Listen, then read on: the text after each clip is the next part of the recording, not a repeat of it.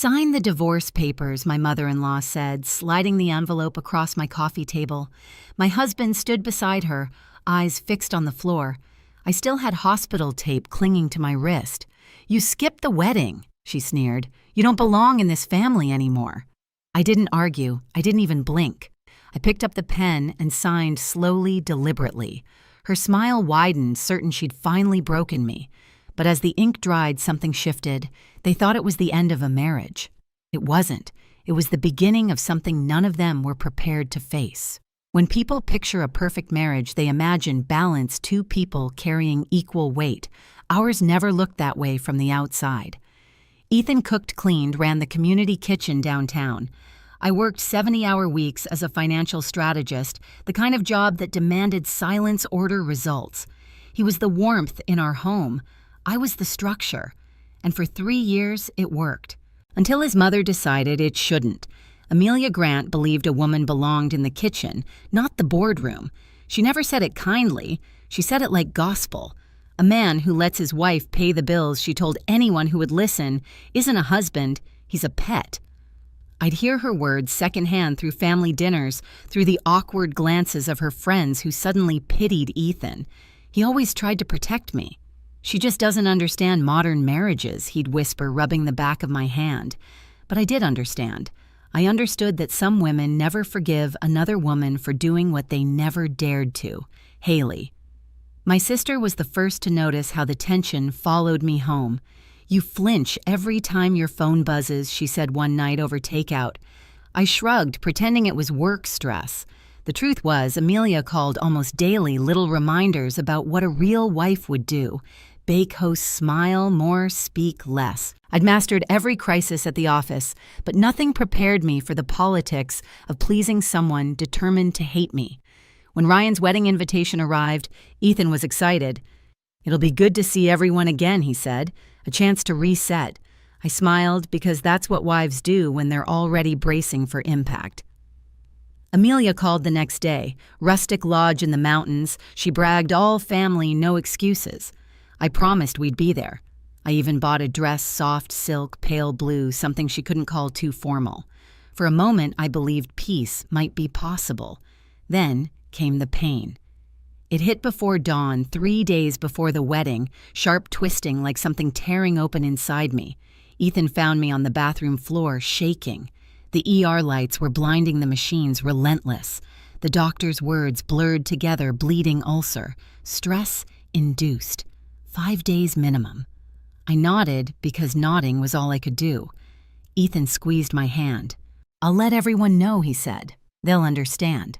I believed him. I shouldn't have. On the second day, I was sitting up IV, still in my arm, typing on my laptop, something familiar to keep me steady when the door slammed open. Amelia walked in, perfume first, judgment second. "You look fine," she said. "You're upright. Typing." I told her the doctor had forbidden travel. She waved a manicured hand. "If you can work, you can attend. Stop embarrassing this family." I hit the call button, asked the nurse to remove her. Amelia's heels clicked as she left, her voice echoing down the hall. "If you don't show up tomorrow, don't bother coming back." I lay back, staring at the ceiling tiles, heart pounding through the morphine haze. I didn't cry. I didn't call Ethan. I just stared at the IV line feeding into my arm and wondered how much more I'd have to lose before someone finally saw what she was doing to me. Coming home from the hospital should have felt like safety, but the air inside our condo was colder than the hallway outside. Ethan met me at the door with flowers and a soft smile that didn't reach his eyes. Behind him, Amelia sat at the kitchen table, posture perfect, like she owned the space. Her coat hung neatly on the chair beside her, her purse resting on the floor like a planted flag. "Mom wanted to stop by," Ethan said quietly, as if explaining away bad weather.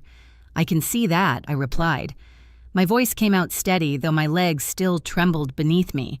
He helped me take off my coat, tucked a blanket around my shoulders, and brought me a bowl of soup.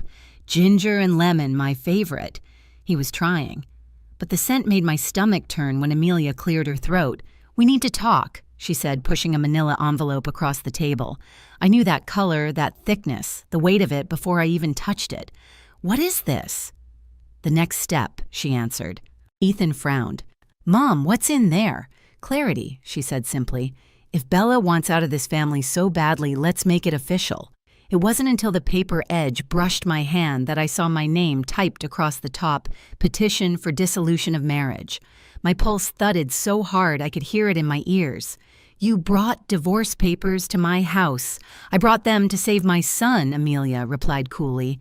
You made a promise at the hospital. You said if you didn't show up to the wedding, you'd leave. I'm just helping you keep your word.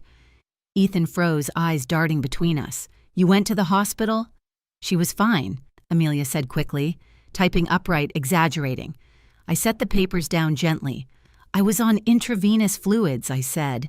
You saw the machines. You heard the doctor? She tilted her head. If you were strong enough to argue with me, you were strong enough to walk down an aisle.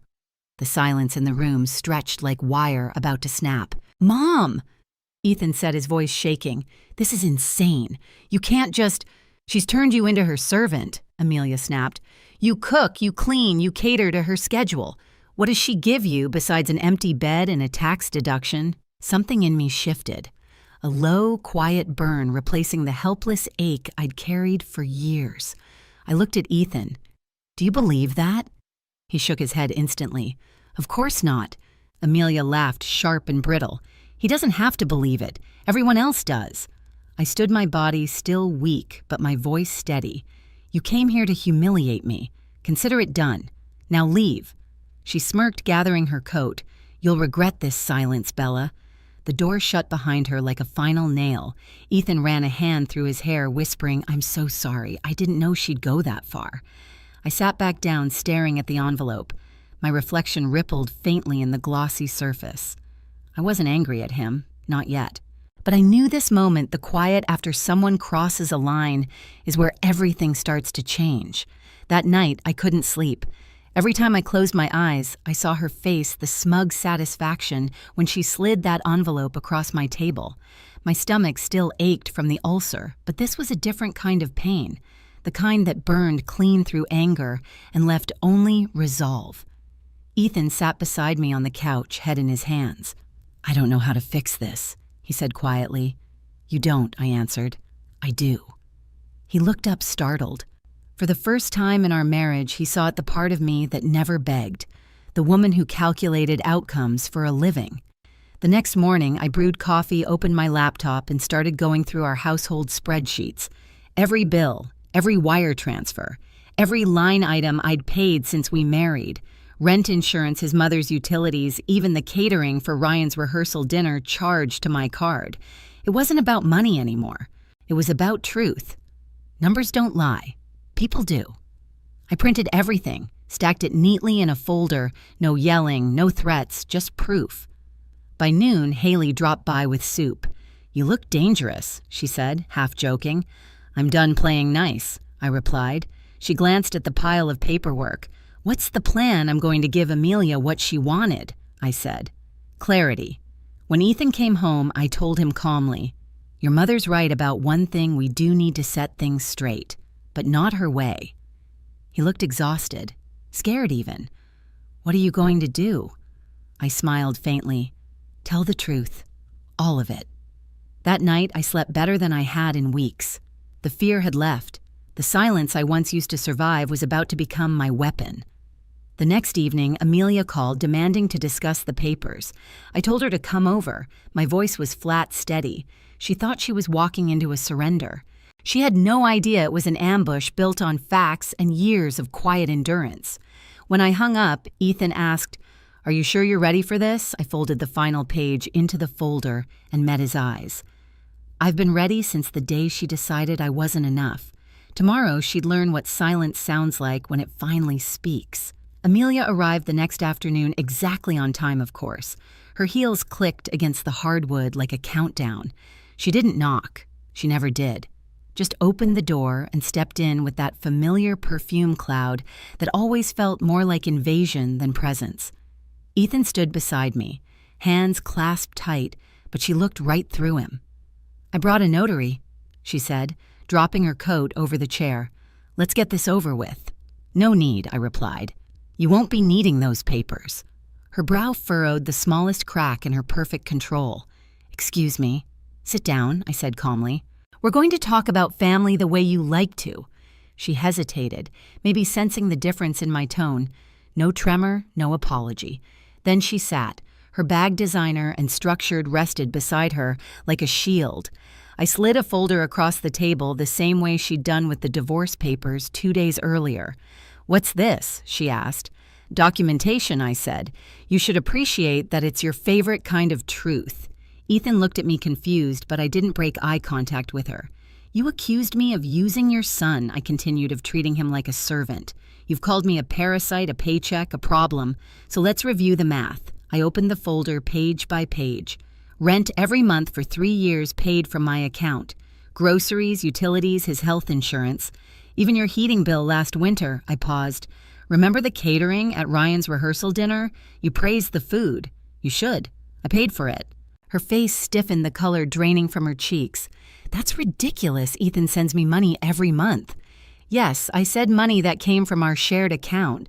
A line in the budget labeled Mom." Amelia turned to Ethan, desperate. "You didn't tell me that, did you?" He swallowed hard. "I didn't want to embarrass you." She blinked rapidly, eyes darting between us. "You expect me to believe this? That you've been paying for everything?" "You don't have to believe it," I said softly. "You can read it." I slid the receipts toward her. The neat columns, the printed statements, my world reduced to proof. She flipped through the pages with trembling fingers. The silence grew thick, heavy. Her breathing hitched. "You made me look like a fool," she whispered. "No," I said. "You did that yourself." Her head snapped up. "You think this makes you better than me? You think money buys respect? No," I said, again slower. But lies cost it. Ethan finally spoke, his voice barely steady. "Mom, stop. Please. This isn't about sides anymore." She glared at him. "She's poisoned you against me." I leaned forward. "You did that all on your own, Amelia. Every insult, every dig, every threat. You wanted to control him, to make him choose between peace and pride. And when that didn't work, you tried to shame me into disappearing." Her lips trembled, but her tone was sharp as ever. "You're cold. You think keeping everything neat and balanced makes you right. You don't love him. You own him." For the first time, Ethan raised his voice. "Enough." His palm hit the table. "You don't get to talk about love. You use it like a leash." The sound startled even her. She froze, eyes wide. He continued, voice shaking but clear. "She's never tried to control me. You have. You treat me like I'm still 12 years old." She turned to him, pleading now. "I'm your mother, and I'm your son," he said. "But I'm also her husband. And I'm done watching you tear her apart just because she doesn't fit your script." Her eyes filled, but not with remorse, with fury. "She's taken you from me." I stood then, gathering the folder, sliding it back toward me. "No, Amelia, I didn't take anything. I gave. For years. And I never asked for gratitude, just decency." She stared at me, breathing hard. "You think you've won?" "There's nothing to win," I said. "I'm done playing your game." Ethan stepped closer to me, a quiet motion that spoke louder than any words. "Mom," he said gently, "it's time for you to go." Her expression broke not into tears, but disbelief. "You can't mean that." "I do," he said. "We both do." The words hung in the air, final and irreversible. She stood slowly, gathering her bag, eyes sweeping the room, the framed photos, the soft lights, the life she never controlled. At the door, she paused. "You'll regret this." I met her gaze. "Maybe, but it'll be my regret, not yours." When the door closed behind her, the silence was vast, but not empty. Ethan exhaled like he'd been holding his breath for years. "I should have stopped her sooner," he said. "You just did," I replied. He reached for my hand, the same hand that had signed the papers meant to destroy me. "What happens now?" I looked at the folder still on the table. "Now we start over. But this time without pretending." He nodded, eyes glistening. For the first time in months, I believed him. That night, as rain tapped softly against the windows, I poured the paperwork into the shredder. Every receipt, every printed statement. Proof wasn't needed anymore. The truth had already done its work. In the quiet hum of the machine, I heard something else, the sound of a chapter closing. Not with a bang, but with precision. Outside, the city lights blurred through the rain. Inside, the weight that had lived on my chest for years finally lifted. Amelia had walked out thinking she'd lost a fight. She never understood it was never a fight. It was freedom. We moved 3 weeks later into a brownstone 2 neighborhoods over smaller, quieter ours. Ethan found part-time work managing a community garden, the same place he used to volunteer. I reduced my client list, started leaving the office before sunset. We began cooking together, laughing again, building something that finally felt like choice, not performance. Haley came over the first night with wine and Thai takeout, so she said, grinning, that finally exploded. I smiled. Not exploded, I said. More like surgical precision. Word spread quickly. Ryan stopped calling his mother after she tried lecturing his wife about real marriages. Her friends stopped visiting once they realized the gossip had turned against her. Amelia stayed in her condo sending polite texts on holidays. Ethan replied with short, careful words. I didn't reply at all. There was no victory lap, no applause. Just quiet mornings, sunlight through clean glass coffee shared without tension. The kind of peace you only get after you've been dragged through fire and come out with nothing left to burn. Sometimes silence isn't surrender. It's the sound of boundaries being built and finally holding. I used to think strength meant staying calm while people crossed my lines. Now I know it means drawing them and not moving when someone tests them. Amelia thought silence made me weak. She was wrong. Silence was just the space I needed to prepare the truth. And once truth spoke, it didn't need to shout. If you've ever had to fight for peace inside your own family, you're not alone. Tell me your story in the comments. And don't forget to subscribe, because sometimes the quietest revenge